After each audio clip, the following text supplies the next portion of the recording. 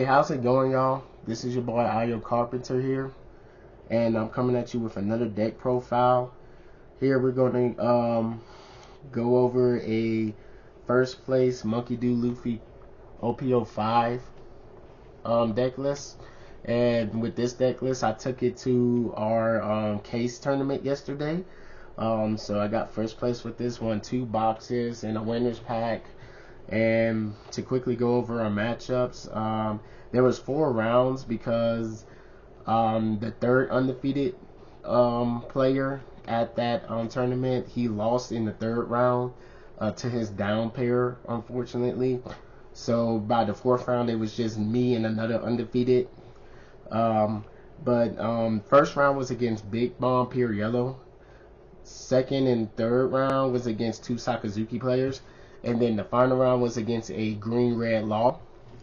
And in this build, it's a bit different from the other standard versions. I'm going to show y'all some spicy text in this build. Definitely try it out in your build of this Monkey D. Luffy. So starting off with 2 Kurazumis, just a cheap chump blocker. Play him turn 0, going second, or turn 1. Going second, and then 2 of the wires.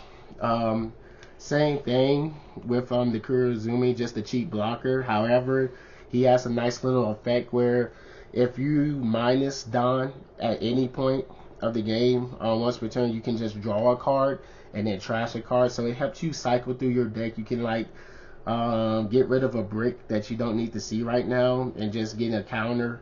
And yeah, just pretty much self-explanatory.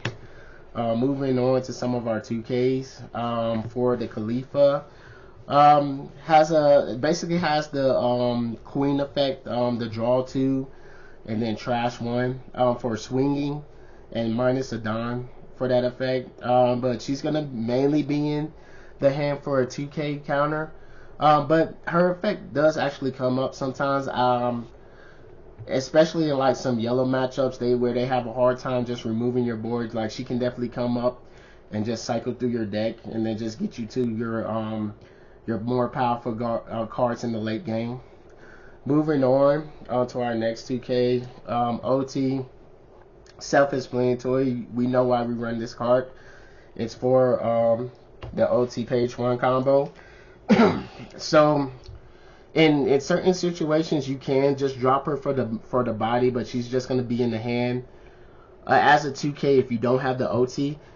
I mean, if you don't have the page 1, and if you don't have the OT for the page 1, you can just drop this guy, and he's just going to be a nice little 6K vanilla swinging at your opponent. So moving on.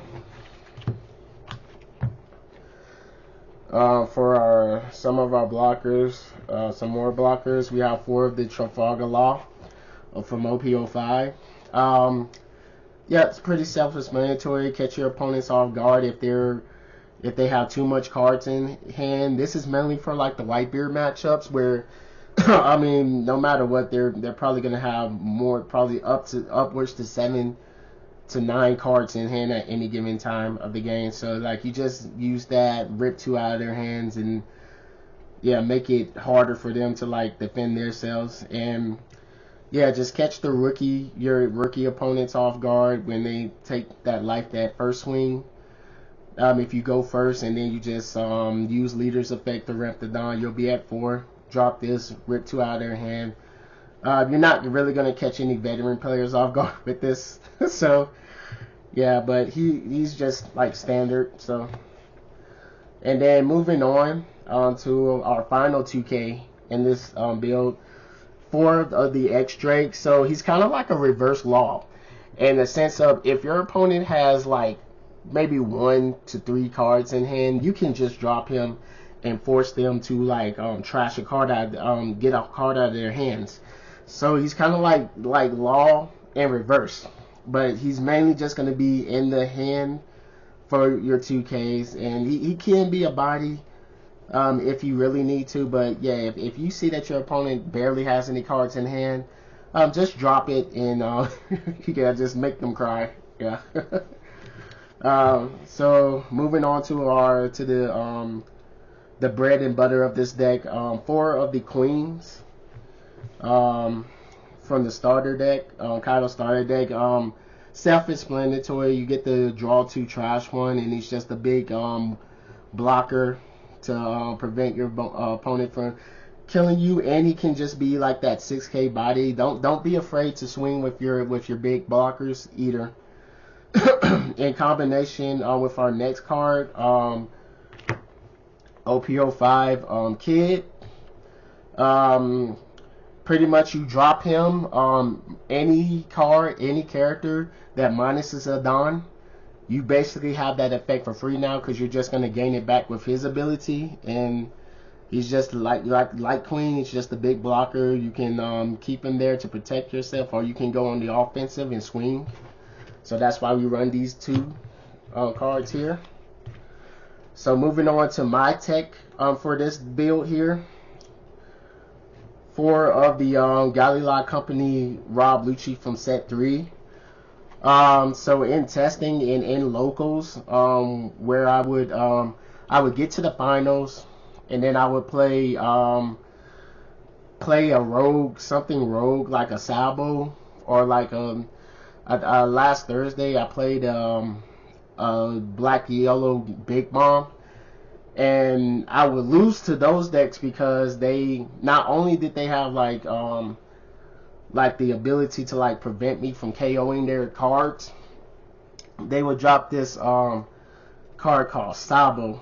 Now most of y'all are familiar with Sabos from set 4.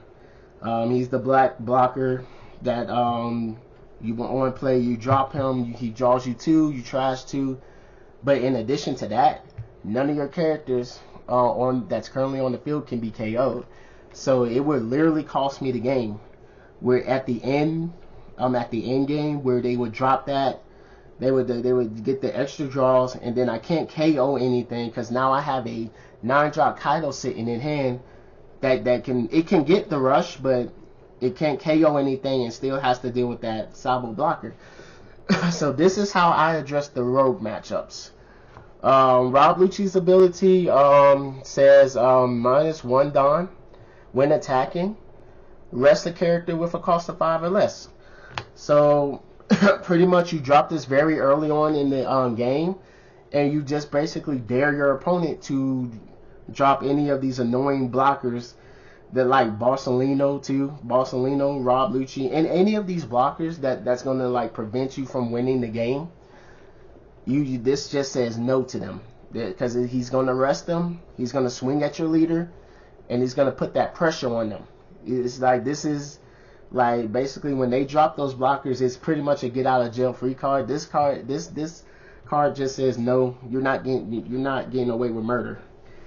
So I run this over the Magellans because the issue I have with Magellan right now is that yes, it's a good card in the very early game, but if you don't see him in that early game to like mess up their curves and stuff, then in that late game, if you see him, he's a brick.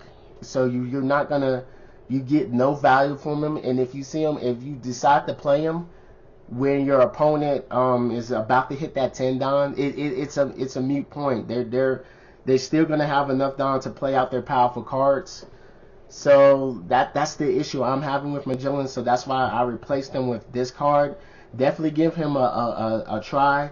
He has won me a lot of games in testing and won me a couple of the games in this tournament too. Yeah, just by having him be applied more pressure and just like saying no to my opponent. You're not getting away with murder. So definitely give him a try. So moving on to our next card, 3 of the polys. Notice throughout this deck profile you didn't see any ramp cards like the Miss Doublefinger, or maybe like the Basil Hawkins, or the Zora Juro. This card, this deck is gonna have to play a bit more patient because of that. But Poly, to me, in my opinion, is gonna be your best ramp card for this build. But you have to be patient because you need him because you need to play him at 7 Don to get his ability, and when you do play him, you get so much value out of him because you're going to KO anything that's cost 4 or less. So you just get rid of one of their like blockers or something, any annoying cards, right? And then you're gonna ramp one down after that. So you're just gonna be, so next turn you're in Kaido range. You're in 9-drop Kaido range. So you can just drop this.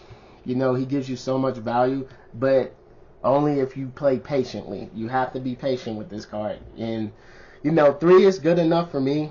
Some I may consider bumping this up to 4, but right now 3 is just the sweet spot for this build. So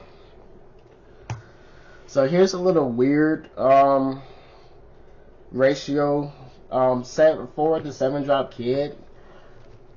It can be bricky. My logic behind it is, if you can see multiple of these, 2 can get you there. If you can just play 2 of these, you're really in good hands.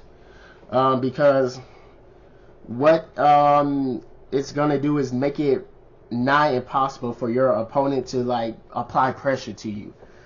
That's why I bumped this up to 4. I ran it at 3 in previous versions. I felt like I just wasn't seeing it enough. So this card has a crazy effect on play. Just minus a Don, your leader gains 1,000 power to the start of your next turn. So if you see, this actually came up today in the first round against the Big Mom, pure yellow, where I was able to just drop 2 of these and my opponent could not deal with them. It has a crazy stat line, and I think it's worth it for the bricking that you're going to have for it. So like me personally, you can cut this at, you can probably get away with playing it at 2, 3. That's standard for most builds, but me, I just wanted to see this as much as possible, just for that opportunity to play 2 of these.